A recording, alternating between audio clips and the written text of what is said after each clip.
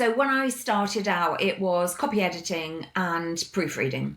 And just over the years, it became apparent that a lot of clients who thought they needed proofreading actually needed copy editing, and a lot of clients who thought they needed copy editing actually needed copywriting, and it all blended, and that's kind of the way it developed, really.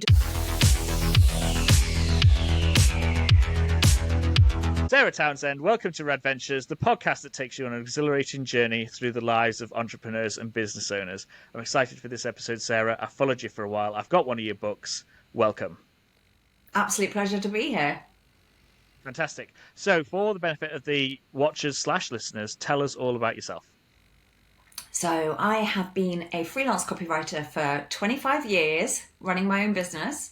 And I've also written 2 books, as you mentioned. I just happen to have them both here. This one, which is the one I think we're mainly going to be talking about today, and this one, which I cannot believe you haven't got, because it's gorgeous. Yeah, the first one you obviously have. I've not got my copy here; it's upstairs. Look, gorgeous. Yeah, the first one's fantastic. I think in my Amazon review, I said I couldn't put it down, and I'd been trying to read How to Make Friends for like 4 months and hadn't, I'd read it in dribs and drabs, but your book I'd read in like 3 days. That was you. Now I remember. That was a great review. That was me. Yeah. Thank you. Yes, that was under my former name of Richard Langdon, the Contemporary PA. So yeah, I mean, your second book, I'm not sure why I don't have it yet, but yeah, I'll make that happen. Do it. Cool. So many years freelancing then. Many. And 2 books. You also do a lot of speaking gigs too. Don't think you mentioned that. No. And I think you just mentioned that is it 90 podcasts you've done? I think this is probably about the 90th. It's certainly over 80. Nice. And I hadn't done any before I published Survival Skills for Freelancers. The thought of doing a podcast, particularly if it's just an interview and it's not recorded and edited and tidied up, just terrified me. But now I love it because I could chat for England. Yeah. I found that throughout the show, this will be episode 23 with it in its title, but it's actually episode 24 because we had a bonus episode for ADHD Awareness Month. And but I've had a couple of technical issues on a couple. So this is actually on my 25th, 26th recording, something like that. And the thing I'm really enjoying about it is just the chats. And it comes down to the editing. I enjoy the chats of, an hour or so chatting to fantastic people that I've met over the years or interacted with.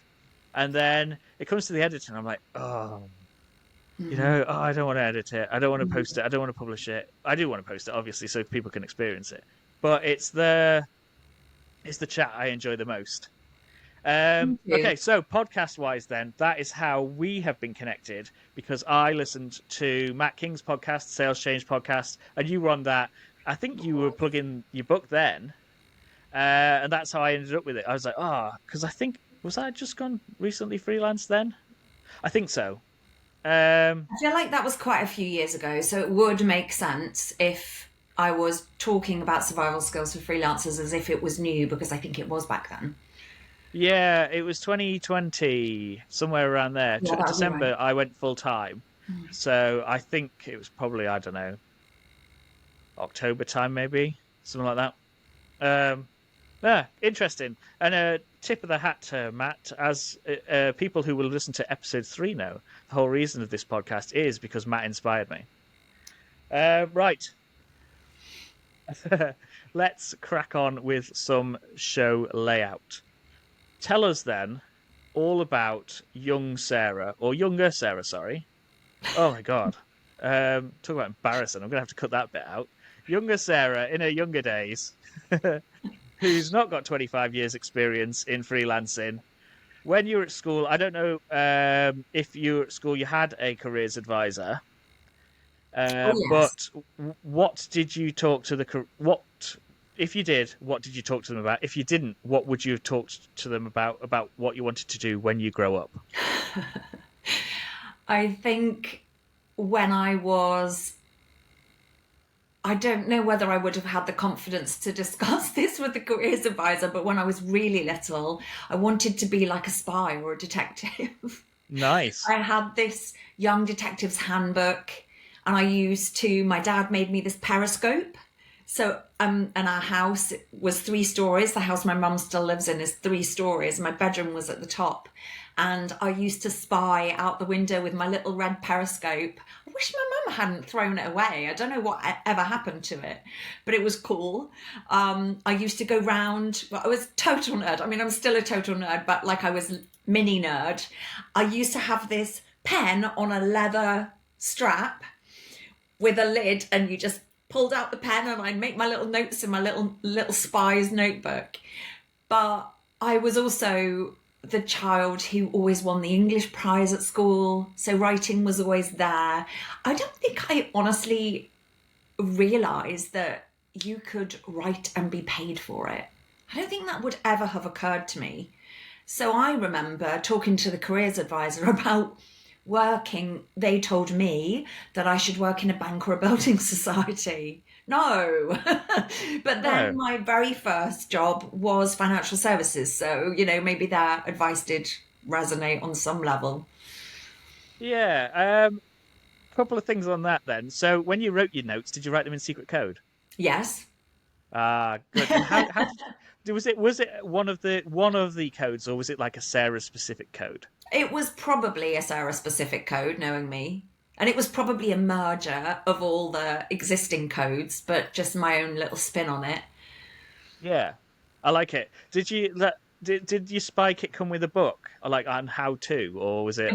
The spy, I didn't have a spy kit. I had a magnifying glass that I remember spending my pocket money on in WH Smith's. I had the periscope that my dad made me, and I had the Usborne Young Detectives Handbook, which I Ah, actually that's it. Googled the other day, and I found the front cover, and I was like, oh, yeah, that was it. Like, I loved those Osborne books when I was a kid. They were so exciting. There was so much on every page. And I used to write down the registration numbers of suspicious cars in our forecourt, make notes on suspicious looking people hanging around. Yeah, like that My Ford four Focus, that neighbours. that Ford Escort's been there for a few days. I'll make a note of that one. Yeah. Especially if it was a Ah, Ford Capri or a TR7, that was always my favourite car. I loved cars as well, and I've always loved birds. So I think I did a post on this on LinkedIn recently saying about how I think part of the reason that I am so obsessed with birds as an adult is because it takes me back to that feeling of I'm going to stay really quiet and still, and I'm going to see if, and I'm ADHD, I don't do quiet and still very often. So for me, my birding is quiet and still, Sarah. So I can sit for ages looking for a specific bird, and yeah. I'm like peeping and looking behind the trees and standing really still and sitting in a hide, got my binoculars, and I feel like I'm being a spy. I love it. Okay. Couple of bits on that then. So, I don't even remember what my couple of bits were from the previous bit. But birds then. What's your favourite bird? Oh, God, that's such a difficult question. I think, in terms of bird that I haven't seen very often because it's not usually in this country, it has been, but it's not usually, probably a hoopoo, which is a really cool looking bird with kind of a crown of feathers. I've seen them twice in the same hotel in the Algarve on 2 separate trips. And the second time, I feel like it's kind of a magical, like a, I don't know, like a, I don't know, but I remember being in the grounds of this hotel and telling my friend, last time I was here, I saw a hoopoo, and it was just in that bit over there. And cue, this hoopoo literally flew over our heads, and I was like, what? There it is again. Crazy. If that's not proof Absolute that we're mad. living in a simulation, then yeah. Okay, so what about your native birds? So if you're sat in the garden, what do you look out for? Oh, native birds. Well, I don't get many really interesting birds in my garden, to be fair. I like greenfinches. I've never had one in my garden, but they're the kind of greenfinches and bullfinches both used to be super common when I was a kid, and now they no longer are. So I do get quite excited when I see them, especially because bullfinches are very shy and they tend to Hmm. just lurk around in the hedgerows. So if you see one, and you manage to get a clear picture, which I have, but not on a regular basis, I find a little bit of a thrill in that. Yeah. I like me a Corvid or two, I do. Do you? I'm not the biggest Yeah. fan. No, we didn't have any in our garden, so I started to attract them to our garden Oh my God. with I'm a pet I wanted a pet. No, I don't like rooks. Rooks are the dirty ones. I like jackdaws. I like them. They're Oh, I nice. like jackdaws. I like crows. I wanted a pet raven, but not too not too lucky to get one of those in this area of the UK. Arab London. Yeah. Or occasionally we get some magpies in the garden. So I get magpies in my garden every day, and I don't especially like them. You no. never ever want to hurt a magpie, by the way, because they recognise human faces. I think all corvids do, but they can kind of come for you. Yeah, the magpies aren't my favourite because they're particularly noisy. But yeah, I like the little jackdaws, and so I now they know to come to our garden for monkey nuts. And actually, if you look around the chimneys around my house, you can see that they are now in the area, whereas before there wasn't any. I love that. Your own So individual conservation project. Yeah, it was. I was like, I'm manifesting some corvids to the garden. You're talking my language. Here they are. Right, side quest on birds done. What was the other thing I was going to talk to you about? ADHD. Yes. Good. Yes, we've had quite a few guests. I couldn't remember what we were talking about, but I remember now. We've had quite a few ADHD guests on the show. The episode before last, we had Jess Avery on, who's seeking a diagnosis, but fairly sure that she is ADHD. So, are you officially diagnosed? Is it self-diagnosis? How long have you been diagnosed? God, well, you're the first person to ask me this on a podcast. I've not talked openly about it with people who aren't my kind of close friends, but I've got no problem with talking about it. So I was going to say, of course, if you're happy to share. Yeah, absolutely. Because I think also by talking about it and kind of the more we talk about it and make it normalized for, okay, I've run my own business for 25 years. How have I done that with ADHD? And I think it kind of, I think if it helps others, then great. So I, about 6-7 years ago, was talking to a friend whose husband was going through the process of getting an autism diagnosis.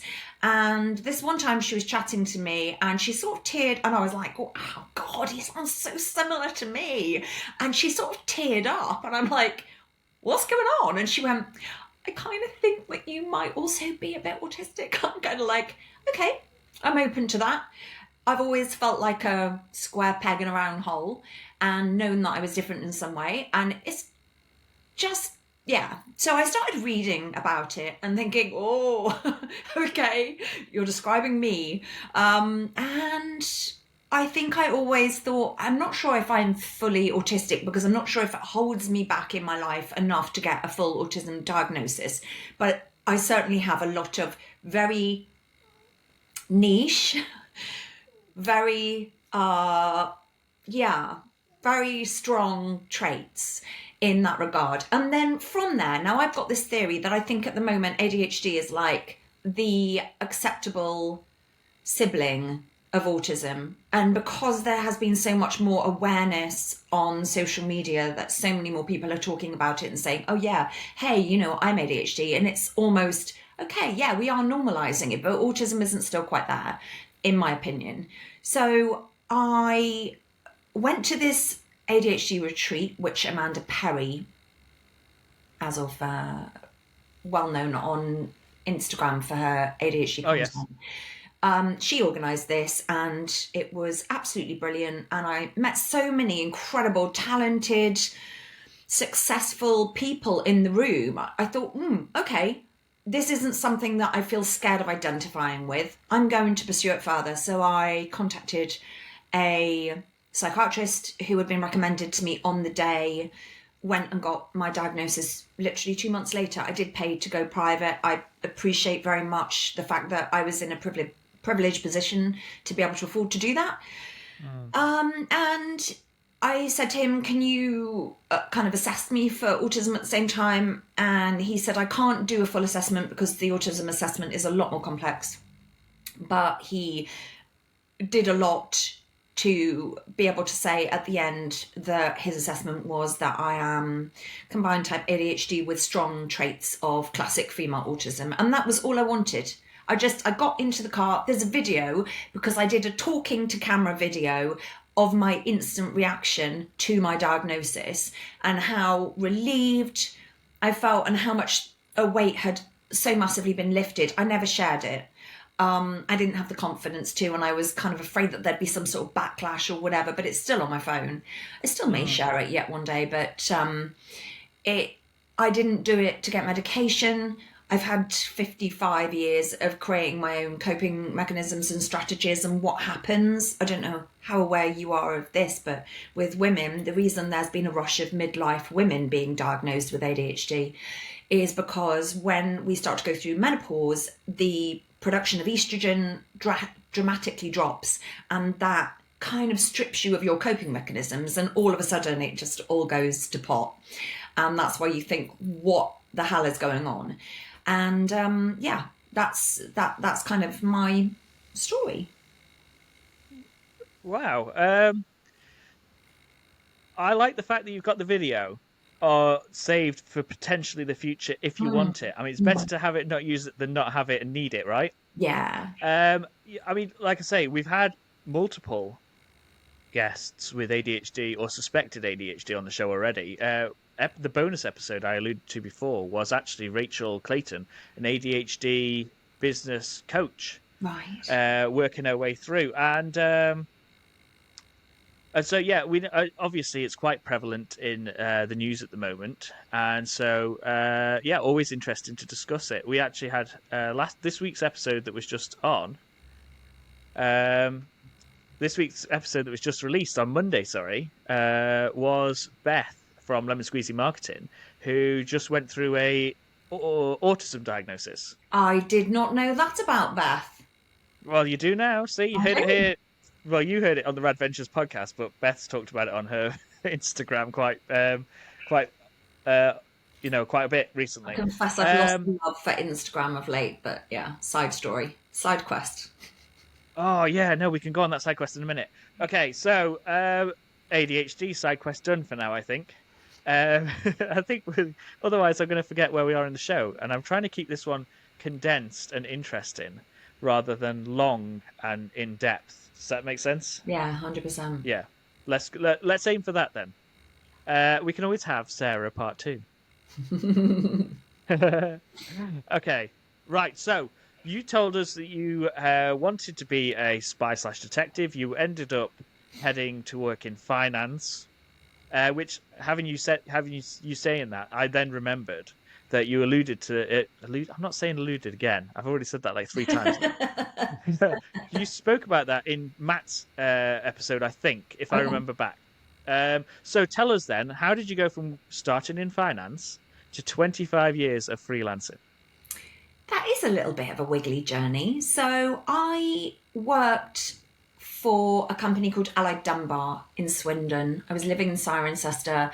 I did 3 years working for them, doing basic admin, which I have no regrets about whatsoever, because it taught me, they were so hot on training. They'd always have these buzzwords and these kind of new ideas. TQM was one of them, total quality management.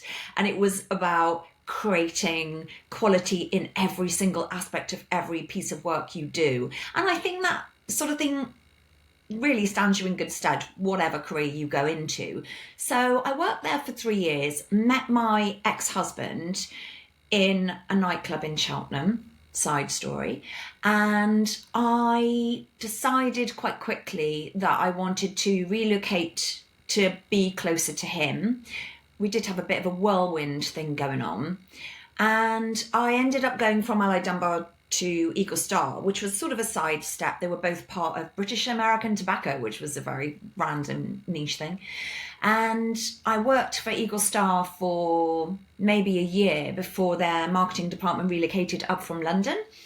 And I applied for a job because a lot of people didn't want to leave the city, and started my marketing career working for Eagle Star. Was in a position where I worked myself up to being the publications controller. And I used to work on all the internal and external publications, including Eagle Star magazine, which had a circulation of, I think at times, up to 500,000. So I was working with a magazine publishing company who were based in Bristol. They were my supplier. Eagle Star decided to make a third of their marketing department redundant. So I applied to my supplier to see whether they would have a job for me. And they said, yeah, sure, you can come work for us on Monday. Like, come and be a account manager and editor on, you can do Eagle Star from the other side. You can do, I ended up doing Eagle Star, Allied Dunbar, Burma Castrol, which is an oil company, don't know. And the GM card, which was a collaboration between Vauxhall Motors and HFC Bank. So I had 4 titles that I was responsible for. Loved my time there. Big kind of swanky agency life. Lots of schmoozing clients. Lots of nice boozy lunches. And then I became pregnant. And when my daughter was born, that was the catalyst for me starting my own business. In a nutshell. Oh, okay. So, what type of period are you looking at there then? What type of period? Yeah, sorry, lengthwise. So employment. Yeah, employment the amount of time you started at. That was 9 years. I felt like it was 3 years at Eagle Star, 3 years at Allied Dunbar, 3 years at Eagle Star, 3 years at Specialist. Yeah. Okay. And so then, did you, when you had your daughter, then presumably did you go back, or was it like a kind of I don't want to do this anymore? Or no, I was a little bit. My hands were tied a little because my managing director at the time was a bit of a dinosaur, and it was 1999, so it was way before businesses had an obligation to take people back on a flexible basis. So I tried to say, look, I would like to work 3 days a week. And he said, well, you're an account manager. You can't expect your clients to accept that. And my managing editor, who was my direct boss, said, well, why don't you think about going freelance? And we will support you with some editing work initially. So it seemed like a really good option. I was still married at the time. My ex-husband, my husband then had a job that was relatively stable. I mean, as stable as any other job is. So it seemed like a good opportunity to go freelance. At the same time, I didn't know anybody who was freelance. I had nobody to kind of model that for me. There was no social media. There was barely any internet at that point. So there were no freelance communities. There were no books like Survival Skills for Freelancers, which talk about confidence and mental health and the softer side of self-employment. And really, that is so important. Boundaries and balance and avoiding burnout. These are really key things. So it was tough for quite a long time. And I think that's when I wrote the book, I just thought I'm going to put all that toughness and all those hard-won lessons and 20 years of experience when I wrote the book into a real heart on your sleeve, tell it like it is, because that's me anyway, direct speaking, but supportive, reassuring, confidence building sort of book. And yeah. Well, you did a good job. Thank you very much. My Amazon review says so. So I must have bought it off Amazon. I don't know why I didn't buy it direct. You're welcome to do either. Anybody is welcome to do either. It's the same price you buy from me. Yeah, I mean, we'll pop the link in the show notes for the website and everything. So, but yeah, I highly recommend the book. It was when I first started, I bought it and I read it, and like I said in the earlier bit of the show, I couldn't put it down. I think I read it in 3 days, and only one of those days was only because was I not very well, or did I have eye strain? I can't remember. It was a good few. It was 4 years ago now, nearly. So, good. So you started off presumably then with a little bit of freelancing, and then as time went on, it's obviously built up. So I suppose it was, has your freelancing been all, because at the moment you do like quite a bit of copywriting, right? Yeah, mainly copywriting. Yeah. Was it kind of more kind of the copywriting stuff that you've been doing over the years, or is it kind of bits and bobs of everything that are involved in that kind of process? No, so when I started out, it was copy editing and proofreading. And just over the years, it became apparent that a lot of clients who thought they needed proofreading actually needed copy editing, and a lot of clients who thought they needed copy editing actually needed copywriting, and it all blended. And that's kind of the way it developed, really. It developed in terms of the amount that I put into the business. Started around when my daughter was little. She went to nursery a couple of days a week, so I started working 3 days a week to begin with, and then that kind of built up, and then I had my son, so it kind of came back down again, and it's just evolved as my family has grown. And yeah, it was only really when my son, my youngest, who's now 22, when he went to secondary school and started getting the public bus to school and back from school, that really elongated my days. And yeah, that's kind of how it grew, I think. And now I work four And days a week. I gave myself Fridays off when I turned 50, and it is honestly the best gift I've ever given myself. nice.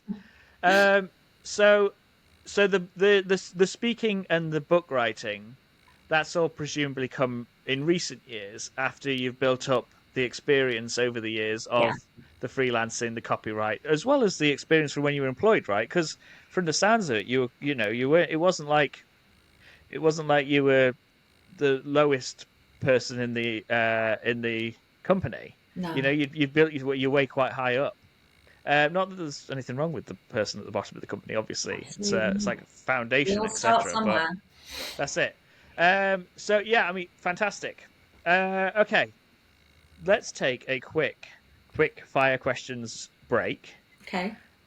We'll work our way through them, and then we'll come back to career-wise, ADHD, Corvids, all that type of stuff in a minute, depending on how much time we've got left. Just to clarify, that's Um, Corvid, not COVID. yeah, Corvid, not COVID. Is it hashtag Obviously, Confusables? yeah, obviously, COVID does come up because of it being fairly recent. Mm. But we kind of microphone. We kind of try and just gloss over the COVID thing. Yes, it was an awful time, but this is a happy podcast. So Positive yeah, vibes only. yeah, good vibes only. Though is that not no bad vibes? I've got a T-shirt that says no bad vibes, but that in itself I think is like the negative of the good vibes only. So then is that a negative vibe because it's no bad vibes? Oh. I know. So That's I've like stopped wearing that saying T-shirt. remember as opposed to don't forget. It's Yeah, those little subtle language things, isn't it? Because if you tell somebody to remember something, they're more likely to remember it than if you say don't forget to do X, Y, Z. Because you're putting the word forget and the word don't. I don't know. yeah. I'd like to know the Speaking of, psychology behind that. I'm going to look it up. Because yeah, of course I have I to have like. an instant answer. Yeah, right away. Like, look it up now. No, we don't fact check on this show. Even in post. I did once put a little note on there saying, what did it say? Oh, that was something else. I said I was going to do something on the show with the music, but I didn't do it, copyright reasons. Oh yeah, speaking of memory things, I think it was Sarah Cox. If she remembered something in bed, she used to throw one of her pillows at the doorway. So then, when she got up in the morning and walked to the door, she'd be like, "Why is there a pillow on the She'd floor?" have And an then she'd anchor. remember what she was trying to think. Yeah. Yeah, A there you mental go. anchor, whatever it is. I used to have this ring that my kids bought me for my 40th birthday, and I lost it. Absolutely gutted. But when I had it, I would turn it around if I needed to remember something, because it always felt so uncomfortable the wrong way around. And I'd think, why is my ring the wrong way around? Oh yeah, I needed to remember to do X, Y, Z. And it does work, having those little triggers. Could I have done like with it. a mental anchor to remember today's recording. Well, luckily, my setup with Moxie app sent an automatic reminder, and so you had spotted it, luckily, and so here we are. Right. Question one then for the quickfire questions Yes. is: what has your favourite age been so far? I think actually the one I am now. I think I like it. I've just turned 55. I have to say 54 was a brilliant age. I came out of the last relationship that I was in September last year. So I've just had a year of being single and I've absolutely loved it. It's been so great. I'm kind of dating again now, and that's a whole different thing. But I've just really loved getting super comfortable with my own company, and because of course it's coincided with my diagnosis, so it's been that real process of getting to know myself, but more than getting to know myself, really working on self-compassion and self-acceptance. So yeah, I think I'm going to say 54 with strong positive vibes for 55. Nice, I like it. Okay, cool. Question number 2. What is your favourite quote? This could be a movie quote, a meme, a motivational quote, or any other quote you can think of. Oh, I don't know if it's my favorite quote, but the first thing that comes to mind is rejection. Is because there was a podcast I was listening to the other day, and the woman on it said rejection is redirection. And I thought, oh, I like that, because it's a way of putting a positive spin on when you feel like a client said no and you really wanted that work, or you went on a first date and you didn't get a second date. I thought that's a really nice positive spin. I have to say, can I say one more? Yeah. So Maya Angelou's quote, which I think is in Survival Skills for Freelancers, about people will forget what you said, people will forget what you did, but people never forget how you make them feel. I think that's really, that's kind of a way in which I live my life, I think. I like it. I like both of those. The first one, like you say, it's like it's a positive spin on like dodge the bullets, perhaps. Yeah, yeah. And then the second one, I think it is in your book. I think that's where I read it. I think it is. And that makes me think of my stories that I posted today, talking about exercise, etc. That you're Yes. only halfway through because we got to the store, we got to the recording. But I thought to myself, should I post this? Should I not post it? And I thought, listen, it's only there for 24 hours. If people hate it, people hate it. They'll forget in a week's time. But if that helps someone, or if someone finds themselves in a similar situation, and they want some support and they reach out, then I've done something there. It's had some impact. It's worth it for the perhaps embarrassment of the next 22 and a half hours. You do realise that you're going to have to go into your archive and reshare that story on the day that this podcast is released, because it's not going to make sense to anybody otherwise. Yeah, or make it into a reel, and then it's permanent. I might have to make it into a reel. Yeah. That's a good idea. I could even clip it with this very clip here. I'll take that out and I'll pop it into a reel with that. Yeah, remind me, Riverside FM listening, AI listening. Remind me to do that. Put it in the show notes. Right, question 3. Google Suite or Microsoft 365? Oh, Microsoft 365. And not for any reason other than that is what an AI company, an IT company told me to go on to years and years ago. I'm completely Mac and Apple based, and Microsoft 365 isn't especially intuitive with Apple, but it is what I'm kind of stuck with now. They told me to go away from Apple's built-in calendar and that kind of thing. So yeah, I just did what I was told. I wouldn't say it's an active choice. Yeah, I like it, and I never really, when I thought of this question, which was supposed to be kind of controversial, kind of starting war loggerheads kind of question, I never thought of the Apple stuff. Should have gone Android versus Apple. People get so heated about that shit. Yeah, we did have that on like the first episode, I think. The guest was Apple based, and this Riverside that we're recording on now, affiliate link available, it's either app based or Chrome based, and she didn't like anything Google, so she didn't want to download Chrome, but she had to so that we could record the podcast. Oh, wow. But then she had a Samsung phone. Okay. Yeah, so I think we glossed over it so that we didn't start like an all-out war over Android versus iPhone. No. Okay, good. So question 3. Well, the answer was Microsoft 365. But yeah, I never thought to include the apps that you get with Apple, Mm, mm, because there are a lot about Apple users. I started out as an Apple user, interestingly. I had when I first started my side hustle, as it was then. I had an iMac, yeah. and then but then as time went on, it was like an older iMac, Microsoft, running Microsoft on it, and Canva and Chrome and Mm, everything just slowed it down so much. And then yeah. I was having problems with a client that was on Windows with their PDFs and their Word documents and colors, and so I just bought a Windows computer. How dare you, you traitor. Yeah, whatever Apple say, there's no way that the colors and the Microsoft works the same on a Windows and an Apple computer. Mm, There's definitely different shades of colors and stuff like that. mm. Anyway, let's move on to question 4, which is, what app can you not live without?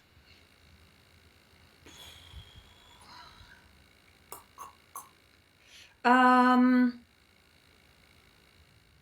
I'm torn. Oh God, I'm really torn because I've got 3. Vintage, Mm-hmm. I'm obsessed. IMDb, because I'm obsessed with movies, and Merlin/Birder, because I'm obsessed with birds. So all 3 Ah, of those are on my home screen. And for me, nice. for something to live on my home screen must mean that it's a really integral part of my life.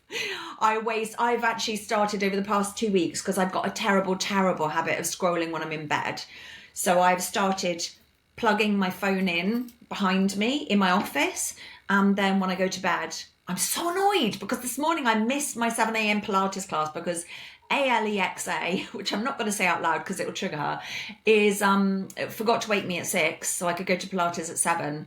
Hmm. And that is the downside of not having your phone in your room. But usually if I'm in bed and I'm trying to go to sleep and I'm not wanting to wake my brain up, it's Vinted that I'm scrolling. Yeah, Vinted is the thing that I've recently downloaded. I've yet to start playing on it. Okay. Um, but yeah, I like the other app, the second one that you said.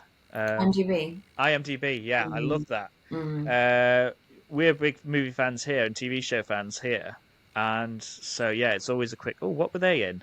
I'll just check the old IMDb. Yeah. IMDb, that's it. I want to check Um, Letterboxd now and see how many films I've watched so far this year, but it's pushing 200. I've got an app called Letterboxd. If anybody is into film, it's a really good app and it's free, although I've got the pro version. But it enables you to rate and review every film you watch. And because nerd, I do that. And I think I am maybe on 200 or maybe 198 or something like that, which is a lot. that's pretty good going for a year. Um, it's not like in the old days we always used to buy DVDs. Mm-hmm. We had like 4 IKEA bookshelves full of DVDs, Yeah. um, plus the 2 big Billy bookcases as well, and so many of them. And then when streaming services started, it was like, what do we do with all these then? So Yeah. apart from the special edition ones got put in a hidden away cupboard, In safe. and then yeah, and then the DVDs we just chucked in a CD wallet, and then just chucked the cases out. Because Oh, the okay. cases take up so much space, don't they? Yeah, they But do. apparently, because now the younger generations want something to hold in their hand because they never Mhm. experienced that with streaming services, they're Yeah. paying fortunes for DVDs. I think is it Glad is it Master and Commander or Gladiator or something? They're paying God knows how much for a copy of the DVD. Well, probably Gladiator 1 because Gladiator 2 comes out this week. Yeah, not starring Russell Crowe though, I believe. No.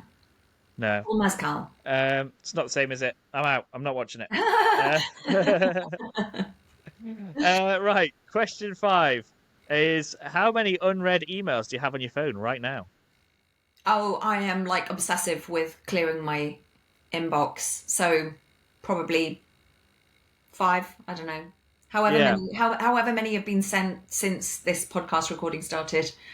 We saw your iPhone a second ago, so we know that you're on iPhone. And you get those little red dot things, don't you? And you just got No, to I turned get all of rid the of red them. They're dots off. horrible, aren't they? No, I Oh had yeah, to. no, No, don't I like them. can't bear them. Like they're so distracting. I have to have like my phone's on do not disturb. We're still on the airplane at the moment, actually, but throughout the day when I'm working, my phone has to be on do not disturb. Ah, I'll get nothing interesting. done if it's not. If I No, like, that's the only way. Like the only way to focus or try to focus. I mean, we both know that the positive side of ADHD is that it's not always a deficit of focus. When we want to focus on something, try getting us off it. And I used to yeah, do like that with like video games. I had a Sega Mega Drive. I used to be obsessed with the Sonic games, obsessed with the originals. And I remember going to my ex-husband's family at Christmas, and all I wanted to do, I couldn't think about anything other than I want to really get past this like Green Hill Zone or whatever it was and get back. And I just wanted to be on my Mega Drive. And now I understand why. Dopamine addiction. I love the fact that you now know why. It's like, you It's otherwise, if mad. you could have been sat there like, why did I do that? But you now know why. It's Um, amazing. Honestly, yeah, getting a diagnosis, if anybody is thinking about getting a diagnosis, it has just been one of the most positive things I've ever done and one of the best uses of money that I have ever had. And I'm actually now thinking of paying for my daughter to get a diagnosis because she's 25. And I think if she has to wait the 6 years that the NHS have quoted her, so we've said we'll go halves on a diagnosis for her because I think it could change her life. I was chatting to, am I allowed to go on a mini side quest? yeah, yeah. Go on a mini I sidecast. was chatting to a friend of mine who I co-work with quite regularly, and I had a conversation with him about his daughter. He was kind of at the end of his tether, and he came in. He was quite upset because they kept falling out, and she was having these huge emotional reactions to things. And I said, "Have you and Katie considered that she might have autistic traits or perhaps be autistic?" And they hadn't, and they looked into it, and blow me, she's 10 and they've just got her an autism diagnosis. And he told me, and I teared up, and he teared up at the same time because he knew why. I said, if I had been diagnosed at 10, the level of understanding that I would have had and the support I would have had throughout my life instead of being labelled as like bad, like Mm. literally, yeah. So yeah, it's big, it's powerful stuff. It can be life changing, Yeah, even it's. at I 55. remember my brother telling me a story about when he was at university, which is going back a few years now, and his roommate was it? I think it was one of his roommates or one of his class colleagues or classmates. I think he found out that he was autistic, and he was really upset about it Oh, because he was only in his early 20s, but he was thinking back on all those years when he didn't know, what was wrong with him in inverted commas, mhm. for the sake of listeners, obviously, who can't see that. And and why he was the way he was, and then he had the answer, but it had taken him so long to get there. And Mm. he was only like 22. But for older people, for people later in years, Mm. let's say, um, you know, those people have had many years of coping mechanisms, and so sometimes it's just a relief. Oh, thank God for Oh, that. the validation is huge. Mm, Absolutely huge. Just that feeling of, okay, I'm not broken. Now I understand. Now I can start this sort of deep diving process into getting to know myself and being kind to myself is huge. yeah. So, as Sarah recommends, do check out any symptoms that you may have. Lots of help on the internet. It's ADHD UK are one of them, aren't they? And I don't know. I would recommend Kate Moryoussef's ADHD Women's Wellbeing podcast for hmm, particularly any midlife women who are listening to this podcast because she's a client of mine now. She's become a client of mine since her podcast massively, massively helped and supported me before and after my diagnosis. It's been brilliant. She gets some cool. incredible guests on there. Send me those bits, the information on that, and Yeah, we'll pop them into the show notes. yeah, we'll do. Okay, let's move on to question 6 of the quickfire questions, which you may have noticed aren't quickfire. Uh, that's me and my copywriting skills.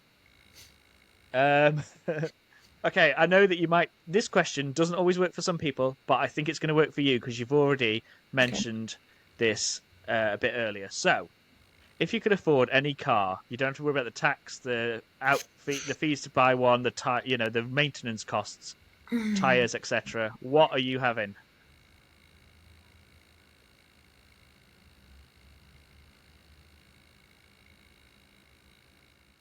I don't know what to say as an answer to this because I absolutely love the car that I've got at the moment. My car is leased through my business and it's a Hmm. Volvo XC40 top of the range recharge.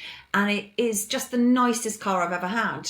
So it's difficult to kind of, I don't know, some people would disagree with this, but it's difficult to want the next thing up when you're really satisfied with what you've already got. So I guess I would kind of, I don't know, would I like to own it? I'm not sure I would. The reason I lease it is because with electric cars, my range is about 250 miles. But when I get to the end of my 3-year contract, the range of the cars that is being released at the time, it would be a full electric car, incidentally, no matter what, but the range is probably going to be close to double. So I wouldn't necessarily want to own an electric car at the moment because the technology is changing so rapidly. So Mm, that's a very nerdy answer. I like it. When I devised that question, I expected people to say, "Oh, I'd love to drive the DeLorean or the Batmobile," or Oh, like Batmobile version Christian Bale, or George Clooney's Batmobile, or the original Batmobile from the 1960s series. That type of answer. I But had a toy as car of the original. as we've gone on, like we've had like all sorts of answers, ranging from like someone did say the DeLorean, to which then I mentioned Teslas, and have you seen that on Instagram?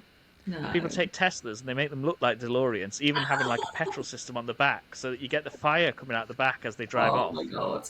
Um, but then, yeah, I mean, the one answer we had was like a Ford Mustang GT in what was it, gunmetal grey with lime green or something.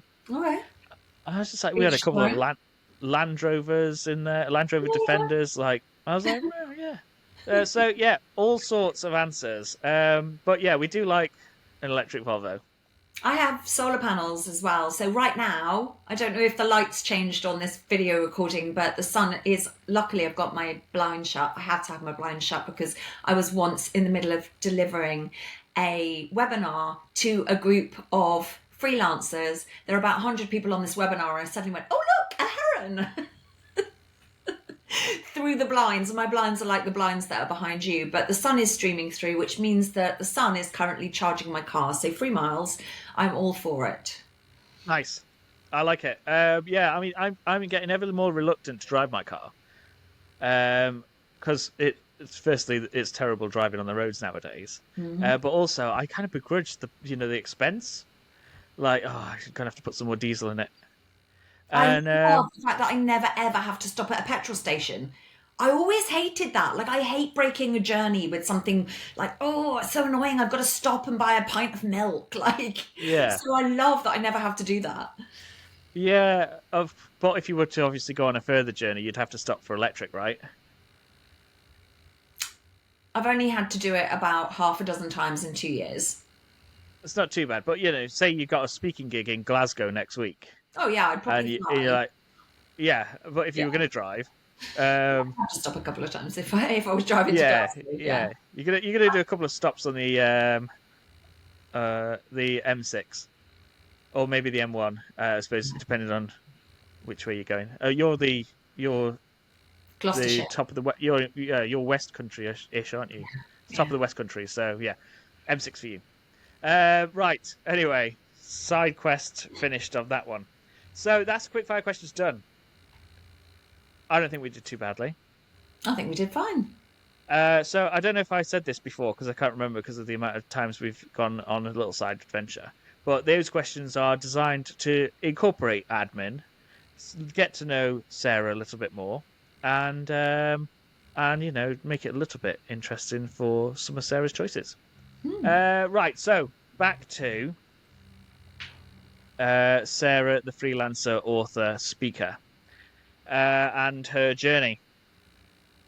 So, what do you want to do if and when you end up growing up? That's so appropriate because even though I'm 55, I absolutely do not feel like a grown up. I don't think I would change my career. I love what I do. I love transforming people's crappy copy into something that makes people go, wow, it's like you read my mind. This is exactly how I wanted to sound, and you've just nailed it. I love that. I love that shit. So I think I would just kind of do more of the same. Maybe eventually go down to 3 days a week, have an even longer weekend every week. But yeah, I'm doing it. I'm loving it Nice. and I'm doing it.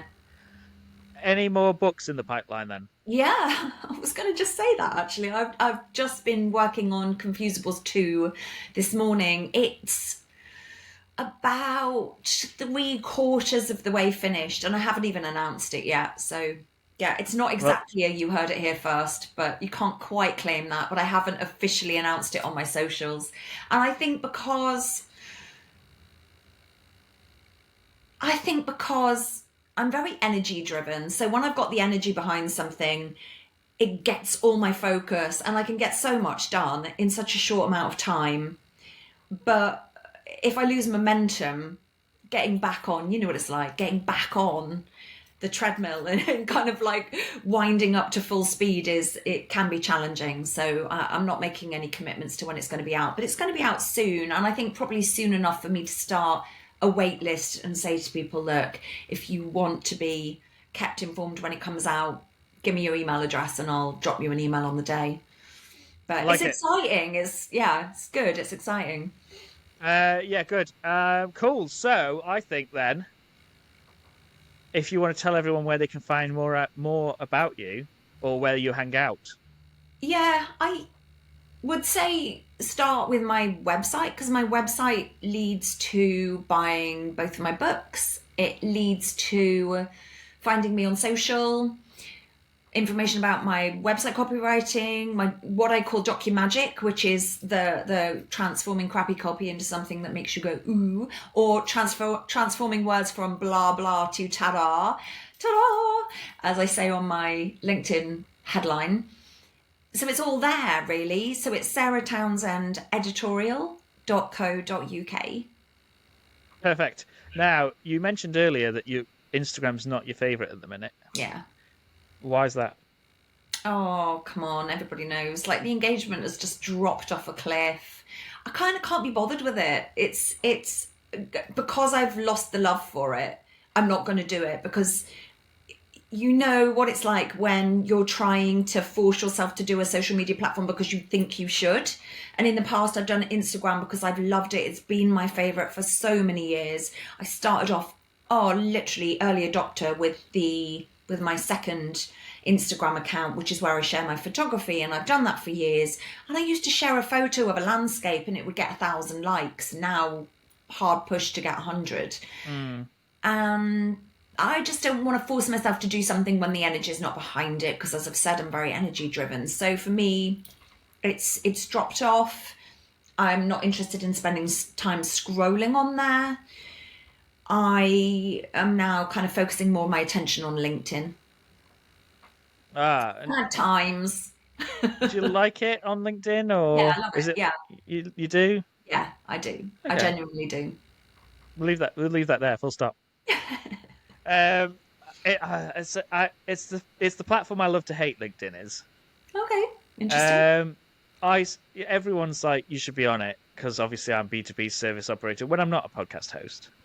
And I just like I go on there and I just look and then it's like here's what my morning shower teaches me about being in business. Oh I'm no, like, I don't need that. don't And like that. then I get these people like following me or trying to connect with me, and like unsolicited, I might add. But you get like this, you see it pop up, and it's like such and such person wants to connect with you, and I look and I see in their like their tagline. It's like yeah, I'm gonna, and basically I read whatever that tagline says. I read it as I'm going to try and sell you my service after I've spoken to you for 2 days about how your life's going, and then I'm just going to straight on ram it down your throat like, hey, I reckon I could help you in your business. I'm like, no, leave me alone. It's like Why me? proposing before the first date. Yeah, that's it. It's like wine me, dine me, potentially 69 me. But if I want your service, I'm going to tell you I want it. I don't want you being like, come and buy my services. I think, honestly, I genuinely believe you can tell who is going to do that from their headline. I think you can tell from like looking at their picture nowadays. Yeah, I literally just opened it earlier and I was like, oh, really? I was like, nope. I might even just change my descriptions I'm on going to LinkedIn. give you one really good, compelling reason why you should be on LinkedIn. It's freaking brilliant for search. So if you search the name of your business, it will probably come up with your website, and then the second hit will be LinkedIn. And that's why it's worth making the effort. Yeah, I should make more of an effort, but it's those people put me off. I can't. What the corporate Collins? They put me off too. Who? Like I say, corporate Colin? Did you see the guy who did a post on LinkedIn? It was all about his engagement and how his engagement at the weekend, what that taught him about being in business. I heard about it. Legendary. I was like, what? Honestly, like any social media platform, you curate the experience you want. If somebody pictures you, if somebody cold pictures me, I instantly unfollow them. So, I'm not gonna. Yeah. I comment on the post that I like, that I'd like to see more of. You hit the double barrel on people whose posts you want to see. Yeah, maybe it's kind of creating a bit of a little bubble of what is that called? What is that called? Like an echo chamber. Only hearing what you want to hear. It's not really like that, but certainly the people with the bullshit posts, just mute them. Delete them, mute them, unfollow them, whatever. When they send me that pitch after a couple of days of asking me about my business, how my life is, and things like that, what do I do for fun? When they hit me with the, I think I could really help your business. I hit them with a GIF of Duncan Ballantyne that says, "I'm sorry, I'm out." I'm using that. Yeah. I can't believe you fell for the small talk, though.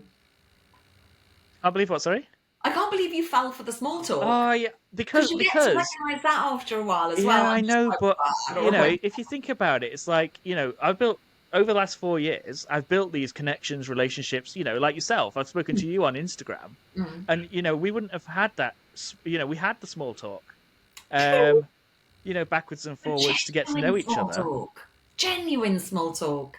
I can't tell the difference. After 5.5 seconds.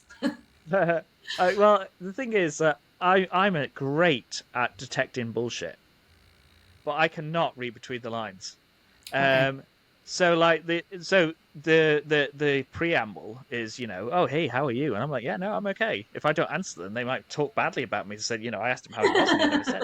And then I'm like, oh, here it comes. And then I'm like, oh yeah, no, I knew it was one of these, but I didn't dare risk it. But there you go. Okay, LinkedIn done, Instagram done. We've done the where you can find you. So anything else to wrap up, Sarah? Nope. I think apart from buy your books. My voice quite enough.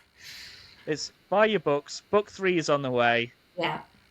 I'm going to look into book 2 because I can't believe I haven't read it yet. 100%. It's gorgeous, honestly. Look, it's like a chunk. It's chunky dinky. This is my thumbed copy. That's mine. Look how badly knackered the spine is, but look inside. Look.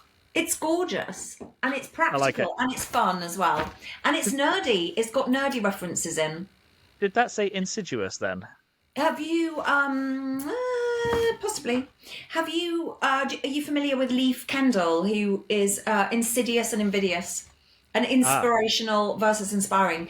Do you know Leif Kendall, who is he's like the chairman of Pro Copywriters Network, and he said Sarah's managed to create an intensely nerdy book which manages to be as beautiful as it is useful. I'm like, get in.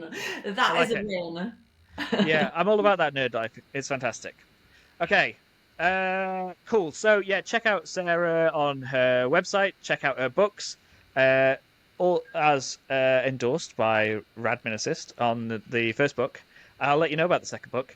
But otherwise, thanks for coming on, Sarah. It's a pleasure talking to you, actually face to face, because we've only done some like DMs before. Yeah. Over the last 4 years, we must catch up off the podcast when we're not worried about what we're going to say, that type of stuff, and we can I always never talk worry more about what I'm going to say. yeah, birds, cars, Unfiltered. spies. We can talk about all of that.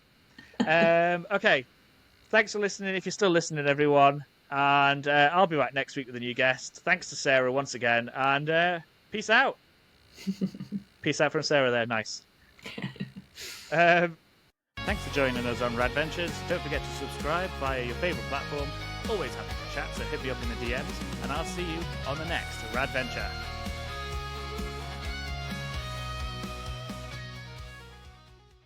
Did that go okay, do you think? Yeah, fab. Loved Cool. it. I like it. I'm going to full stop it there Lots at of just notes. under an hour.